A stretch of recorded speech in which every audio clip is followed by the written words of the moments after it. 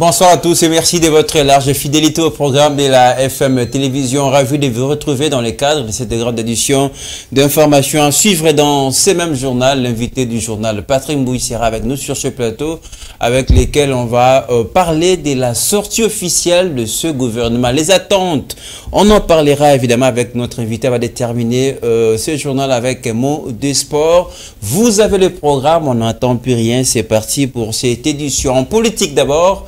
Le président de l'Assemblée nationale, Vital Kamerhe, a échangé ce jeudi 30 mai 2024 avec les personnels administratifs de cette chambre basse du Parlement. Après cet entretien, Vital Kamerhe promet d'améliorer les conditions de travail de ces derniers. On va l'écouter tout de suite au micro de votre rédaction. Inaugural, j'avais dit, l'administration a un grand rôle à jouer. C'est comme ça que je n'hésite pas partout où je passe pour essayer de renforcer l'administration.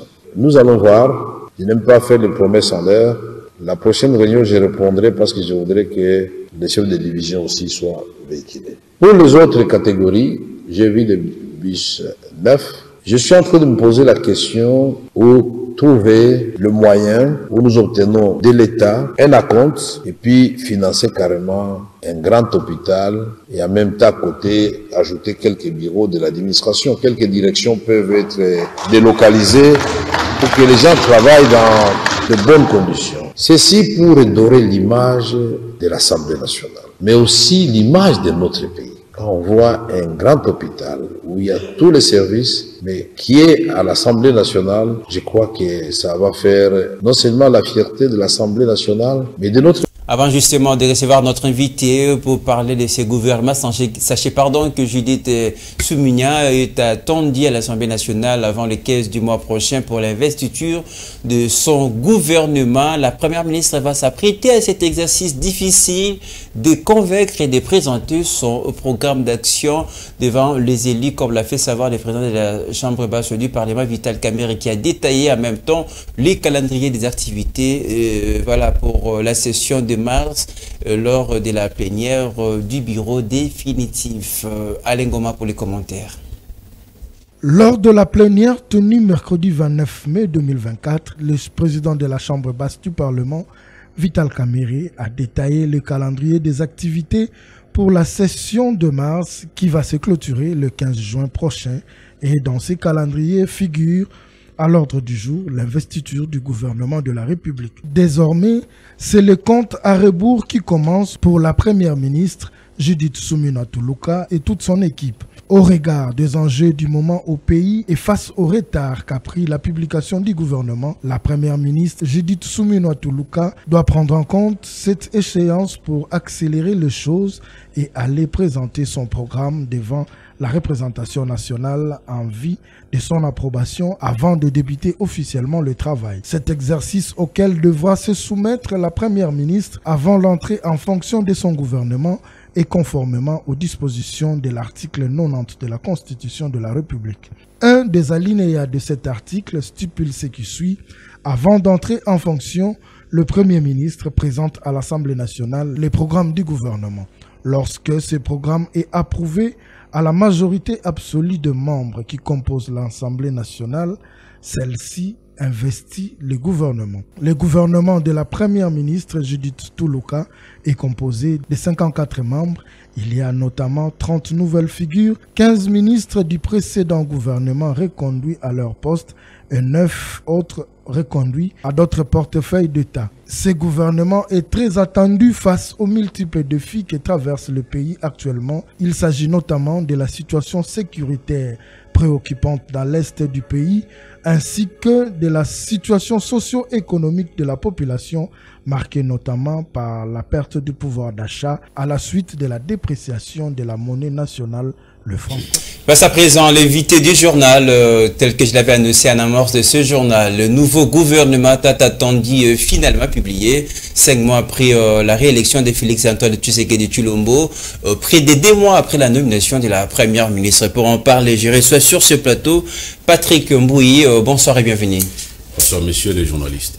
Je rappelle, vous êtes cadre de l'UDPS, parti présidentiel. En tout cas, c'est un honneur pour nous de vous avoir sur ce plateau. Et puisque déjà, je l'ai annoncé, on parle de ce journal, on parle de ce gouvernement. Quelles sont les attentes pour ce gouvernement? Je tiens à vous remercier d'abord pour m'avoir reçu sur votre plateau. Et je suis très satisfait de voir la qualité. Merci beaucoup. Je saisis de cette opportunité pour transmettre mes félicitations aux fondateurs ou les responsables. Maître Malou Abilike Oufas. Ainsi qu'à sa fondation. Voilà, la question des attentes. Nous sommes dans l'attente, elle a été longue et très harassante du gouvernement souminois, mais nous notons que ça valait la peine, il fallait que ça prenne du temps, puisque vous savez au Congo, c'est un moment de tumulte, un moment où les gens s'agitent dans tous les sens et tout le monde veut entrer dans les gouvernements et c'est ça les combles. Et si vous n'y entrez pas, et ça pose un problème parce que vous avez une base. Et voilà la surprise de ces gouvernements où l'innovation, c'est qu'on a mis en place un gouvernement composé essentiellement de technocrates. D'abord, la première ministre, politiquement, elle n'a pas des assises, elle n'a pas une base naturelle politique. Elle a été dans les systèmes des Nations Unies. Donc, c'est une technocrate. Donc, c'est un gouvernement qui attend apporter des solutions aux problèmes des Congolais. Et nous nous réjouissons et nous nous disons, bon, voilà, c'est un gouvernement des travailleurs. Et c'est très important que la population le sache, puisque tout le monde avait fustigé le fait que ce sont les mêmes visages qui reviennent. Et on ne voit pas de nouveaux visages. Et cette fois-ci, je pense que la majorité... ce sont de nouveaux visages, même si on va quand même rappeler, il y a des anciens. Mais donc, justement, sur la question de l'attente qui a été assez longue, ça c'est extrêmement important. Mais justement, est-ce que dans tout ça, on va dire, ce temps que ça a pris, c'était pour chercher de bonnes personnes ou peut-être c'est pour le partage des gâteaux? Est-ce que vous vous rendez compte que dans l'imaginaire populaire, les gens pensent que c'est pour le partage des gâteaux, mais le président avait promis de ne pas reproduire les erreurs du passé. Je me permets de dire que s'il y avait certaines faiblesses dans l'ancien gouvernement, c'est parce que effectivement on voulait laisser aux responsables ou aux autorités morales des regroupements et partis politiques d'imposer leurs personnes. Et vous avez vu, lors du premier feuilleton de la désignation des membres du bureau, il s'est passé ce qui s'est passé, tout le monde a déploré. C'est le népotisme, le clientélisme. Voilà. Et cette fois-ci, il fallait changer la donne. Et le président a haussé les tons. En tout cas, c'est l'occasion de féliciter le président de la République, puisqu'il a osé dire la vérité à certains et interdire à certains d'intégrer le gouvernement, puisqu'il faut un gouvernement qui apporte des solutions aux problèmes du Congolais. Justement. Et effectivement, on voit se jeter dans les bras des technocrates. C'est vrai, ils ne sont pas connus, mais on va les découvrir dans leurs œuvres. Voilà. Nous restons dans cette attente-là des solutions aux problèmes des Congolais. Le souhait que ce gouvernement apporte beaucoup, fasse du bien évidemment aux Congolais. On parle de ce nouveau gouvernement qui a été légèrement réduit sa taille, qui est passé de 57 à 54. Est-ce que c'est une réduction considérable, M. Patrick Mbouye? Non, mais numériquement, ça se voit que ce n'est pas considérable, puisque l'addition, plutôt la soustraction, ça fait à peine 4 postes qu'on a mis de côté ou qu'on a intégré dans notre ministère. En fait, il faut prendre en compte nos réalités socio-culturelles. Les gens pensent que la solution vient toujours du gouvernement. Effectivement, c'est ça la faiblesse de notre pays, c'est de tout attendre du gouvernement. Alors qu'ailleurs, l'administration tourne normalement et fonctionne normalement, et les gens vaguent à leurs occupations. Alors, actuellement, il y a une tendance. Vous demandez à quelqu'un de trouver une solution, de les rencontrer. Il dit, bon, attendons les gouvernements. Les paiements d'une facture, attendons les gouvernements. Des rencontres importantes ou des... je ne sais pas... tout s'est résumé à la sortie du gouvernement. Donc, nous disons que cela doit changer. D'où il faut renforcer l'administration. Voilà. qui est le cœur même du pouvoir politique. En tout cas, je n'ai pas tort d'évoquer la question de la taille de ces mouvements, parce que c'était ça les souhaits, réduire les trains de dépenses des institutions. Si la taille n'a pas changé, nous espérons qu'il y aura des mesures fortes qui seront prises afin de limiter les dépenses publiques. En parlant de ce gouvernement, ce nouveau d'ailleurs, il y a quelques noms, par exemple, il y a aussi des changements. Il y a Daniel Mukoko Samba qui intègre évidemment ce gouvernement au poste de ministre de l'économie. Il y a Jean-Pierre Bemba qui quitte la défense désormais pour le transport. Jacquemain Chabani, évidemment, qui va s'occuper de l'intérieur. Ce sont des noms qui frappent aux yeux, M. Patrick Ngouille. Effectivement, puisque moi je suis de l'UDPS, la première des choses qui a attiré toute mon attention, c'est l'annonce d'une figure comme Maître Jacquemain, puisque, vous savez, c'était parmi les personnalités, je ne dis pas oubliées, mais qui est au banc des touches. Pendant 5 ans, il est occupé à attendre d'être sur terrain en tant qu'attaquant, puisque... Oui. On a vu son travail pendant la campagne électorale avec les chefs de l'État, par exemple. C'est quelqu'un, c'est un acteur politique qui n'a plus à démontrer sa capacité de travail et son professionnalisme. Il est efficace et je me dis, à ce poste-là, il peut nous apporter des bonnes choses.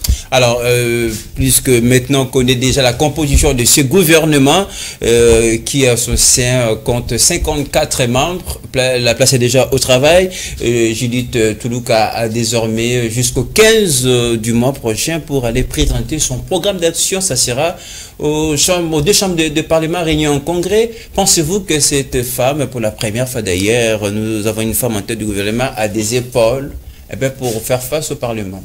Et pourquoi vous doutez? Non, on ne doute pas. C'est toutes des questions de je pense que moi aussi, à un moment donné, j'ai douté. Je me suis dit, bon, peut-être, elle va faire comment et comment elle va s'y prendre. Mais rappelez-vous qu'à un moment important de l'histoire, comme celui-ci, où nous traversons la crise sécuritaire au pays et humanitaire, placer une femme, ça ne peut que susciter beaucoup d'interrogations. Est-ce qu'elle sera à la hauteur? C'est la question que beaucoup se posent. Mais moi, je me dis, et je lance cet appel à la population, d'être derrière Madame la Première ministre, Soumino Toulouka, parce qu'elle a donné aux Congolais. Elle a ce savoir-faire qu'elle a déjà démontré ailleurs. Elle peut apporter un plus dans la gouvernance de notre pays. Donc, ne doutons pas de ses capacités, ne remettons pas en cause son savoir-faire, parce qu'elle est une femme. Et du reste, qui sait si Dieu veut passer par une femme pour changer les visages de ces pays. Donc, je me dis, restons patients. Elle aura à défendre son programme de gouvernement et accordons-lui toutes les chances possibles pour la réussite, relever ces défis qui est le social du peuple congolais. Je rappelle, vous êtes cadre de l'UDPS, Monsieur Patrick Ngouille, merci d'avoir répondu à notre invitation. Vous étiez l'invité du journal. C'est à moi de vous remercier. Merci beaucoup. Merci de votre fidélité. Vous continuez à nous regarder sur notre chaîne YouTube. Tapez d'habitude Fondation Maloa Télévision. Allez, tout à fait autre chose. Dans ce journal, le bourgmestre de la commune d'Engaba, Aimé Francis Lolinga, j'ai cité à procéder au lancement du programme d'assainissement de 24 communes de la ville de Kinshasa, une initiative du collectif des ingénieurs de l'Union sacrée de la nation dénommée ingénieurs Téléma Ngonga et Betty. L'objectif est, selon les initiateurs, de rendre évidemment la ville-province de Kinshasa plus propre. Le numéro 1 de la municipalité d'Engaba qui a donné le coup d'envoi de ces travaux a appelé par ailleurs ces collèges bourgmestres en général et en particulier les Quinois à prendre avec cette initiative d'assainissement de la ville-province de Kinshasa. On va donc écouter Aimé Francis Lolinga au micro d'Enoch Mafouka. Toutes les 24 communes, des journées d'assainissement grâce au collectif des ingénieurs de l'Union sacrée qui est l'instigateur de ces journées et ça commence, je suis fier d'être le premier bourgmestre à lancer ça dans ma commune de Ngaba. Et j'espère que mes autres collègues vont suivre et que ça va être généralisé dans toutes les 24 communes de notre chère ville, province de Kinshasa. Je lance le go. Allons-y et puis de nouveaux affrontements intenses près des Saké, le FRDC et les volontaires de Ouazalendo ont eu des affrontements avec le M23. L'armée a utilisé son appareil lourd pour pilonner justement voilà, les positionnements du M23 situés aux alentours de cette surface près de la cité des Saké. Regardez. De rudes affrontements opposent depuis tôt ce jeudi 30 mai 2024 le rebelle du M23 et les forces armées de la République démocratique du Congo, appuyés par les volontaires pour la défense de la patrie, communément appelés Ouazalendo, près des Saké dans le territoire de Massissi. Selon certaines sources, l'armée a utilisé son artillerie lourde depuis Sam-Sam dans les quartiers Mungunga à l'ouest de Goma pour pilonner les positions du M23 situées dans des collines surplombant la cité des Saké vers 3 antennes. Le M23 réplique également en lançant des bombes qui atteignent la cité des Saké. Le trafic entre Goma et Saké est coupé en raison de détonations des armes lourdes entendues dans plusieurs quartiers à l'ouest de Goma et dans les territoires de Niragongo. Certains agents humanitaires travaillant dans différents sites déplacés ne se sont pas rendus au service ce jeudi, craignant pour leur sécurité. Un habitant de Saké en déplacement à Goma a fait savoir que les rebelles du M23 ont lancé des bombes dans la cité des Saké. Ces bombes sont tombées sur des habitations abandonnées par les habitants. Une autre bombe est tombée près de la station de radio communautaire de Saké FM. Aucun bilan disponible car la cité est privée de la connexion téléphonique mobile depuis plus de 4 mois. Ce sont les M23 qui l'ont coupé, a-t-il fait savoir. Depuis le week-end dernier, des combats sporadiques opposent les M23 et les FRDC, appuyés par les Ouazalendo, sur plusieurs axes dans le territoire de Massissi. Il s'agit notamment des axes Biambwe-Massissi Centre, Saké-Bweremana et Gungu-Rubaya, où plusieurs localités ont été reconquises par les forces loyalistes. Rendons-nous à présent à Kabinda, chef-lieu de la province de Lomami, où le tronçon Moneditou Kamiji, justement, se trouve dans un état de délabrement très avancé. Pour le pratiquant de cette voie, c'est les calvaires total. On prend les explications, descriptions et témoignages avec ces commentaires signés Déborah Petit. L'état de cette route laisse sans voir, car le pire qui était craint est arrivé. Tout a commencé par de petites nids de poules jusqu'à ce que la situation s'aggrave de manière promettante. Ces gros trous peuvent conserver les eaux sales pendant plusieurs semaines, entraînant des difficultés de fluidité aux pratiquants. Remplie de rage, Madame Charlotte Mbombo se déchaîne. La route n'est pas praticable. La route est dans un état sans nom. Dire que c'est dans un état de délabrement très avancé, c'est encore mieux. Le programme de 145 territoires ne se fait pas sentir à la Lomami, plus précisément à Kamiji. Et même pas les traces des programmes de 100 jours du chef de l'État. Et pourtant, il y a eu décaissement de fonds pour cela, mais à la Lomami, nous ne savons pas si ces fonds-là ont servi à quoi. Avant que le pire n'arrive, comme par exemple l'affaissement de toute la route, la population préconise une intervention urgente des autorités. En tout cas, que les autorités compétentes aient un œil regardant sur la Lomami, qui est ma province, qui est en train de s'écrouler. Ça ne va pas. Notons qu'au sujet du territoire des Kamiji, Lubao et Kabinda, qui n'ont pas encore jusqu'ici bénéficié du début des travaux, les chefs d'antenne délégués du point de livraison 145 territoires dans le Lomami avaient indiqué que dans ces 3 territoires, les travaux seront lancés bientôt. Les explications de Déborah Petit, voilà tout ce qu'on peut vous dire pour l'heure sur l'actualité dans nos territoires. Allez, on va aller en dehors de nos frontières, direction les USA. C'est officiel, l'ancien président américain Donald Trump est reconnu coupable dans l'affaire Stormy Daniels à quelques mois de la présidentielle de novembre prochain. Plusieurs questions se posent sur sa représentativité à l'élection très prochainement et si le président américain n'ira pas en prison. Cet élément signé, la rédaction des Femmes Télévision va tenter de répondre à toutes ces questions. Regardez. La condamnation de Donald Trump jeudi 34 mai pour 34 chefs d'accusation de falsification des documents comptables destinés à cacher un paiement à l'actrice de film X, Stormy Daniels, a ouvert une nouvelle phase dans les années judiciaires du milliardaire et plongé la politique américaine en territoire inconnu. Donald Trump risque désormais une peine de prison ou une mise à l'épreuve. Le prononcé de sa peine est actuellement prévu le 11 juillet prochain, mais l'ancien locataire de la Maison-Blanche fera appel de ces jugements, ce qui pourrait considérablement ralentir la suite des événements. Mais il y a quelques questions qui se posent dans l'opinion. Donald Trump est-il allé en prison? En théorie, oui. Le juge Joan Margan a fircé l'annonce de la sentence de Donald Trump en 11 juillet.